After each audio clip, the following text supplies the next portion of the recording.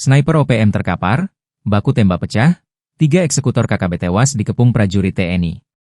Lagi, 3 orang eksekutor kelompok kriminal bersenjata, KKB, Organisasi Papua Merdeka, OPM, tewas saat disergap aparat TNI. TNI kembali melakukan operasi penindakan terhadap OPM di Kampung Tigilobak, Kabupaten Puncak, Papua Tengah, kemarin. Berdasarkan temuan di jasad OPM tersebut, diduga mereka bertindak sebagai sniper di organisasi separatis tersebut. Kapuspen TNI Maijen Kristome Sianturi menyatakan, operasi ini digelar berdasarkan informasi dari masyarakat dan menjadi bagian dari upaya strategis untuk merebut kembali senjata milik prajurit TNI yang dirampas dalam insiden tahun 2019 di wilayah Ugimba. Kristome mengatakan, keberhasilan ini membuktikan bahwa setiap tindakan prajurit TNI dalam menghadapi kelompok bersenjata dilaksanakan secara profesional, terukur, dan berdasarkan peraturan perundang-undangan. Operasi ini berujung pada tewasnya 3 anggota Organisasi Papua Merdeka, OPM, termasuk seorang tokoh penting yang masuk daftar pencarian orang, DPO, kepolisian. Ketiga anggota OPM yang tewas adalah Ado Wanimbo, Meni Wakerwa alias Jumadon Waker, serta 1 orang lain yang masih dalam proses identifikasi.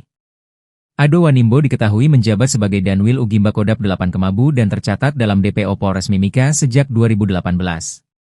Dalam operasi tersebut, prajurit TNI sempat mendapat perlawanan bersenjata dari kelompok OPM.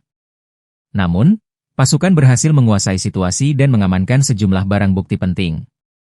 Salah satu yang berhasil direbut kembali adalah 1 pucuk senjata api jenis SS-2V4 bernomor BF CS024739, lengkap dengan teleskop 3G Chon, yang diketahui merupakan milik prajurit TNI yang gugur pada 2019. Selain itu, turut diamankan 1 pucuk senapan angin, 3 magazin, 2 M16 dan 1 SS, 64 butir munisi kaliber 5,56 mm, 4 unit ponsel, dompet, emas, powerbank, perlengkapan lapangan, serta sejumlah dokumen pribadi dan uang tunai jutaan rupiah. Maijen Kristome menekankan bahwa operasi ini merupakan bagian dari pelaksanaan tugas pokok TNI dalam operasi militer selain perang, OMSP, sesuai Undang-Undang Nomor 3 Tahun 2025 tentang perubahan atas UU Nomor 34 Tahun 2004.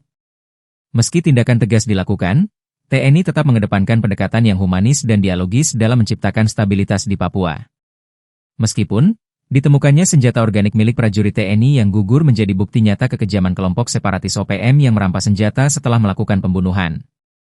Namun demikian, di luar aspek penindakan, TNI tetap konsisten mengedepankan pendekatan teritorial yang humanis dan dialogis sebagai bagian dari upaya membangun stabilitas jangka panjang di Papua.